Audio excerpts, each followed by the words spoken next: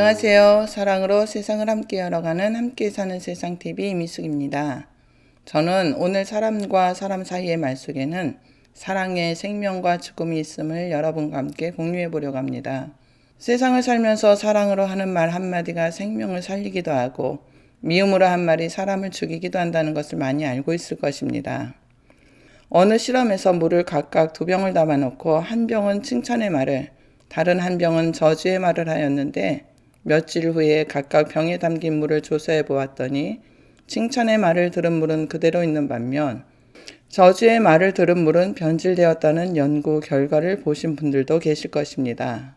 먹고 쓰고 하는 물도 이러할진데 하물며 사람이 생명으로 하는 사랑의 말과 미움으로 인한 저주의 말을 듣고 사는 사람은 어떻겠습니까?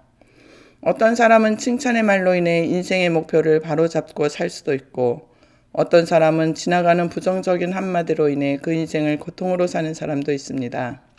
저는 초등학교 시절 담임 선생님으로부터 음악 시간에 음치라는 말을 듣고는 나는 음치라는 것이 내 생각을 사로잡았고 그 후로 오랜 시간을 노래를 하지 않는 사람으로 살았습니다. 그러던 어느 날 혼자 흥얼거리는 노래소리를 언니가 듣고는 우리 동생 노래 잘한다는 말을 듣고 충격을 받았습니다. 그때 선생님이 조금만 노력하면 잘할 수 있다는 격려의 말만 해주셨어도 오랜 세월 음치라는 생각의 올가미에 사로잡히지는 않았을 것입니다. 이처럼 사람의 말 한마디, 한 단어는 듣는 상대의 생각을 살리기도 하지만 영원히 일어설 수 없도록 죽이기도 하는 무서운 무기입니다. 또한 사람은 말로 자기를 방어하는 습성을 가지고 있습니다. 남들 앞에서 자신의 수치는 숨기고 상대의 허물을 말함으로 자신을 보호한다고 생각하는 것이죠. 자신이 하는 말을 미워함으로 듣는 사람으로 하여금 상대를 나쁘게 평가하는 것을 유도해내기도 하죠. 눈에 보이는 무기는 사람의 육체를 해치지만 눈에 보이지 않는 잔인하고 폭력적인 말은 사람의 영혼까지 죽이는 무기입니다. 이렇게 무서운 무기가 될 수 있는 잔인한 말이 가정에서 가족들끼리 하는 말이라고 생각해 보세요. 그런 가정은 매일 싸움과 불화가 그치지 않을 것입니다. 자신은 당연히 해야 할 말이라고 생각하고 또한 아무렇지 않게 하는 말이지만 듣는 사람으로 하여금 마음에 상처를 주기도 하고 상처로 인한 미움이 분을 일으켜 결국 싸움을 하게 만드는 것입니다. 또한 자녀들로 하여금 가출을 하게 할 수도 있고 극단적인 방법으로 인생을 포기할 수도 있게 합니다. 만약 제가 사랑과 사람 치유센터를 알지 못했다면 저는 지금 미움으로 마음에 쌓인 상처를 안고 인생을 포기하고 내 멋대로 살았을지도 모릅니다. 시부모와 함께 살았던 저는 종갓집의 맏며느리라는 무거운 짐과 대가족이 주는 부담감, 그리고 그에 대한 스트레스로 시부모에 대한 미움이 쌓이고 분노로 집안은 싸움이 늘어갔습니다. 고부간의 갈등은 시어머니와 며느리 사이에 있는 것이라고 말하지만 저는 시아버님과의 갈등도 만만치 않았고 서로 말이 통하지 않아 집안은 그야말로 전쟁터와 같았습니다. 왜 전쟁터와 같았는지 자세한 내용은 신앙에서 시월드가 된 사연을 참고해 주세요. 서로 자신의 말을 주장하다 보니 소리가 커지고 급기야 고성이 오고 갔으며 밥상이 엎어지는 날이 많아졌습니다. 싸움이 있을 때마다 시부모에 대한 미움이 남편에게 향했고 그렇게 받은 스트레스를 제일 약자인 아이들에게 풀곤 했습니다. 이런 일이 반복되다 보니 저의 마음에 시부모를 향한 미움이 쌓이고 미움이 커지자 점점 분노로 발전하게 되었습니다. 그 미움과 분노는 나를 망가뜨리는 죽음까지도 생각했었습니다. 이런 분노가 살인까지 부르니까요. 이렇게 발전한 분노가 지금 현대 사회에서 말하는 분노 조절 장애라고 하죠. 분노는 미움에서 비롯됩니다.